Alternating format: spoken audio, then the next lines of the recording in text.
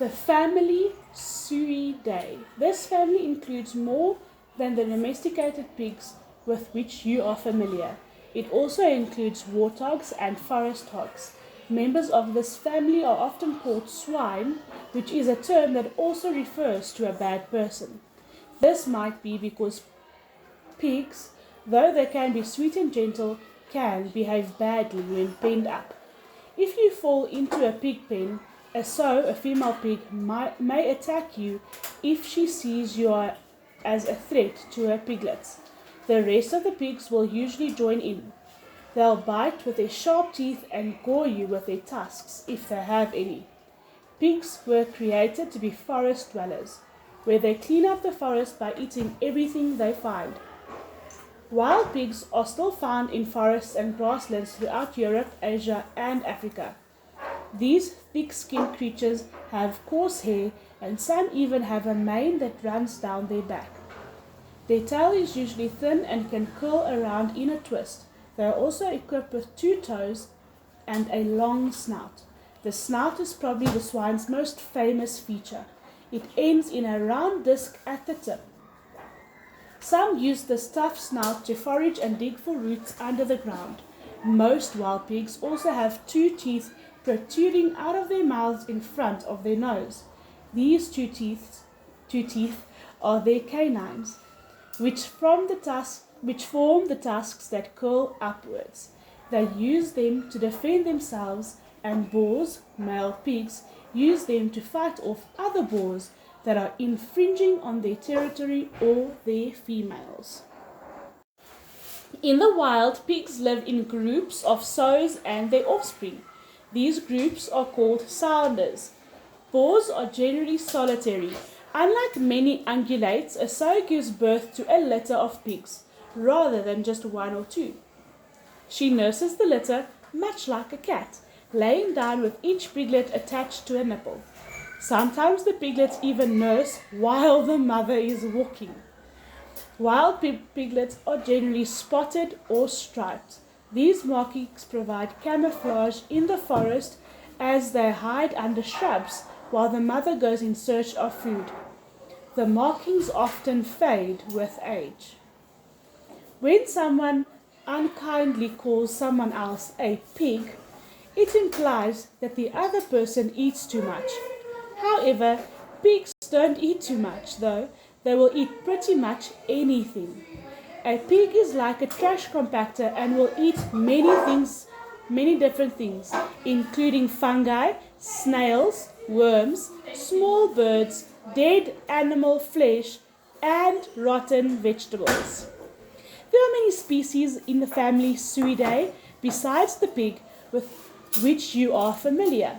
The warthog, which became famous as a result of the Disney movie The Lion King, is also in this family. It is typically found on the outskirts of forests in Africa. Like their domesticated family members, they deal with Africa's heat by wallowing in the mud. If it gets cold, they huddle together and share each other's warmth. Interestingly enough, warthogs often sleep in aardvark holes. There is a lot of confusion in the terminology used to refer to the members of the family Suidae. As I already told you, male pigs are called boars. However, there is one species of pig that is also called a wild boar. This is unfortunate because females of that species are called wild boars even though they are sows. In addition, there is a lot of confusion between the words hog and pig. In the United States, hog is used to refer to a pig that weighs more than 120 pounds. However, from a scientific point of view, hogs are not pigs. Hogs are really their own group within the family Suidae. The Red River hog pictured above, for example, is a hog. The ears alone tell you that it is not a pig.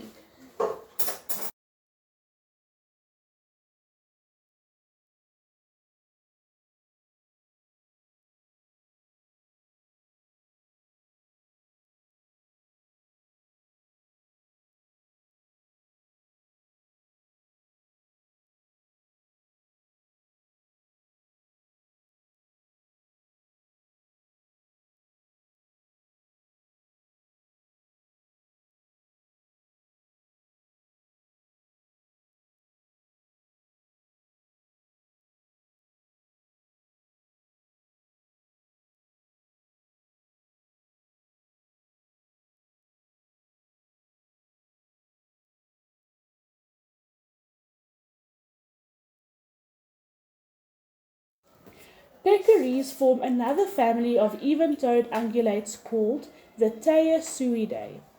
Take out the Taeus part and you'll have the name for the family that contains pigs. These creatures are much like pigs, with a few differences. Peccaries have long, thin legs and tend to be smaller and thinner than pigs. Their tusks are also different from those of pigs. While a pig's tusks curl away from the face, a peccary's tusks grow straight down. Also, peccaries live in herds that include the males. Peccaries also have a powerful musk gland on the top of the rump. Basically, they really stink. Their odor is always present and gets worse when they are mad or excited. You'll probably know that a peccary is nearby before you see it. Another difference between pigs and peccaries is where they are originated. Pigs are indigenous to the Old World, while peccaries are indigenous to the New World. Now, of course, domesticated pigs are found everywhere today, but only wild pigs in the New World are once domesticated pigs that became feral. They are often called razorbacks. Peccaries, however, are truly wild pigs that are native to the New World.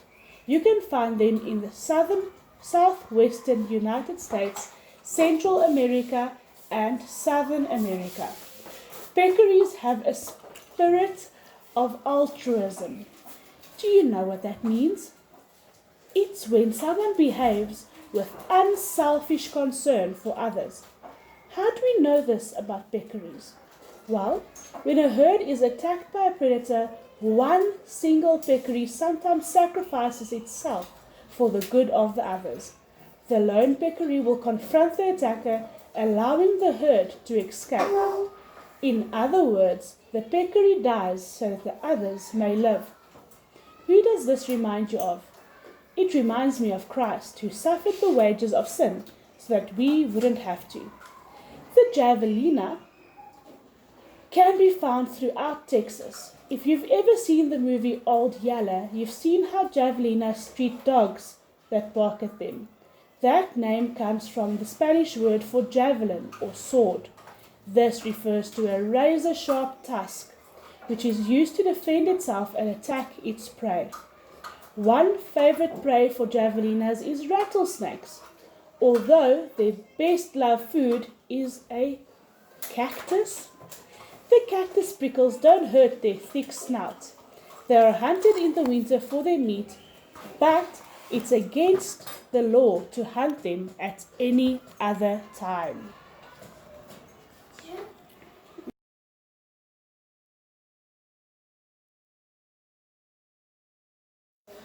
What do you think is the most feared animal in Africa?